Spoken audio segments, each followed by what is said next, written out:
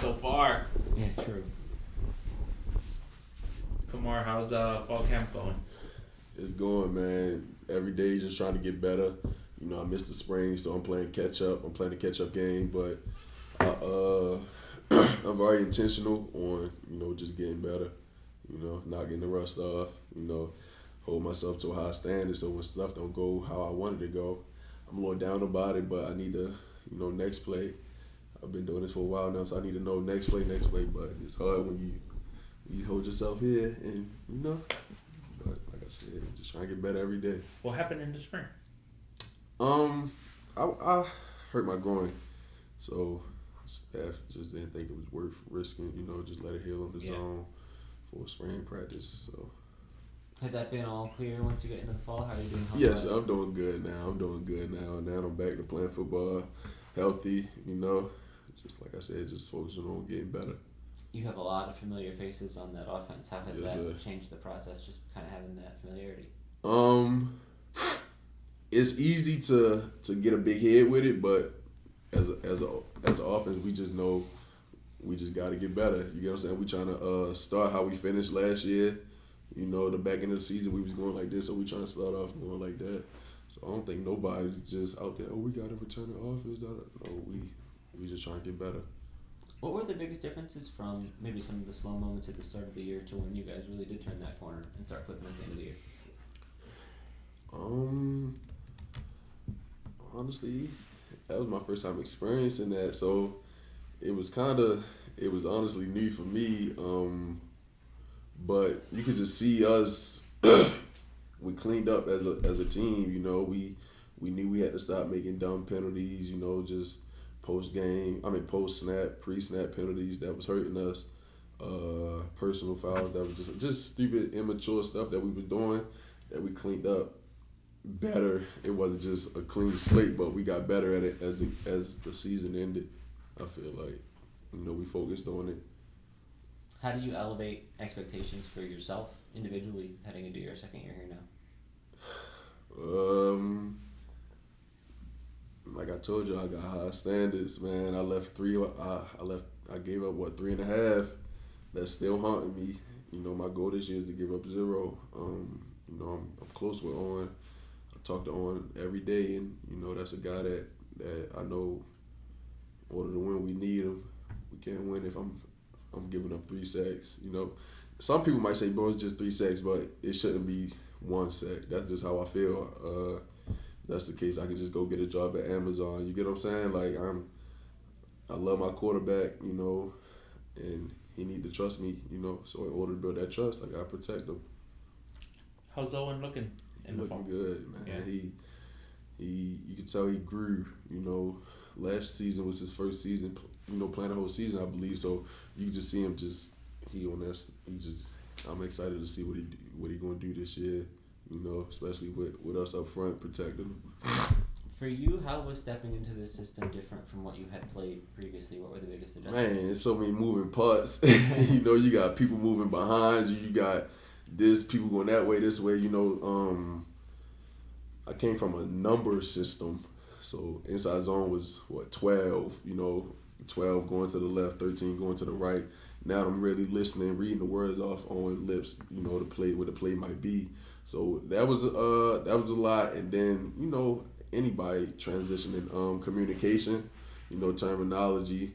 But once I got it. I made sure I was in the playbook. I stayed endless nights here during the spring. When I got here the winter, just because that's just how I was used to learning the playbook. I had phases of learning, and so I just had a coach stay with me until I got it.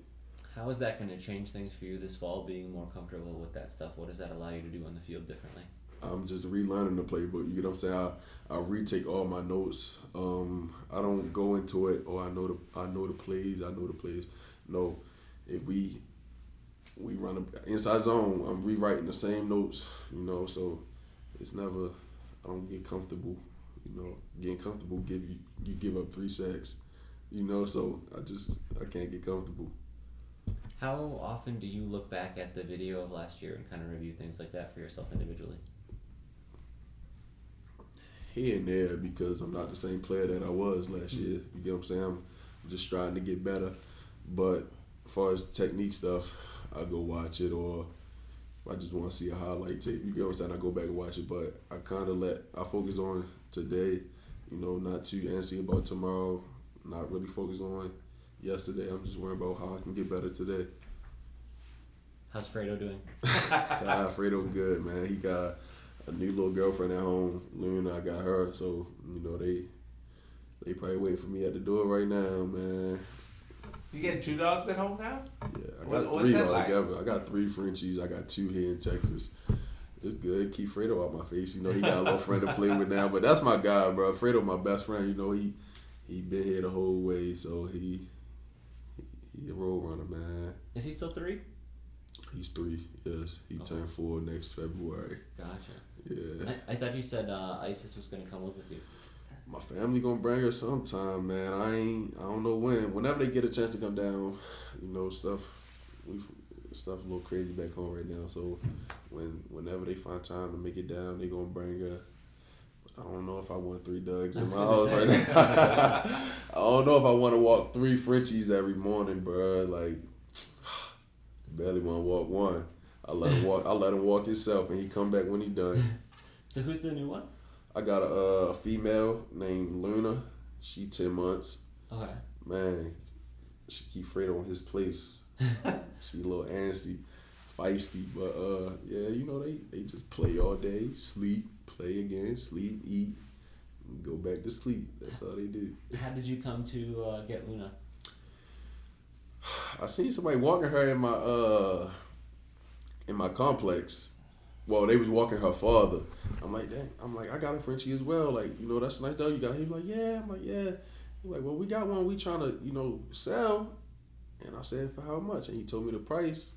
And it was a steal. I had a Frenchie worth $22,000 at one time. So this one was a steal. And I seen her. And I'm like, I know my mother gonna kill me because I don't need no another dog. But I had to get her, I just fell in love with her, and she been here ever since. She been up here a few times. Have you always been a dog person? Like Yeah. your whole life? Yeah, my father, I blame my father. Growing up, when I was a baby, he had a pit bull that he named after Tupac. So he had a pit bull named Pac, and he told me, like, when I was a baby, he was just so protective of me. But I remember playing with him and stuff. And I remember when they told me they had to give him away, but he really died. Yeah. But and I think that's where it started. I done been through some scary phases with dogs. You would think I'd be scared of them, but I'm not.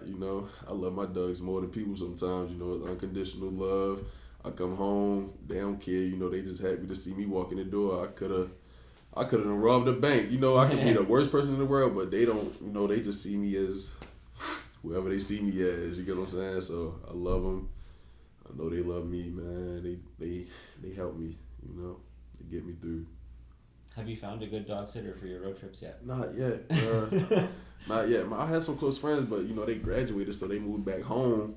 I don't really trust people with my dogs, right, bro. Especially, I got Frenchies, I got expensive dogs, and I just don't trust people, like nobody. Fredo won't eat if I'm not there. Like, Fredo is like that. Like, he won't eat until I get home. Like, he have a full bowl of food just sitting there until I get home, then you'll see him eating. I'm like, bro, you crazy, bro. Like, that's how it is, though. Like, he got to be comfortable with you, Luna, she a puppy. She going to whoever right now, but, they my babies. I'm going to choose wisely. All right, I appreciate you. Thanks. All right, thank you. This is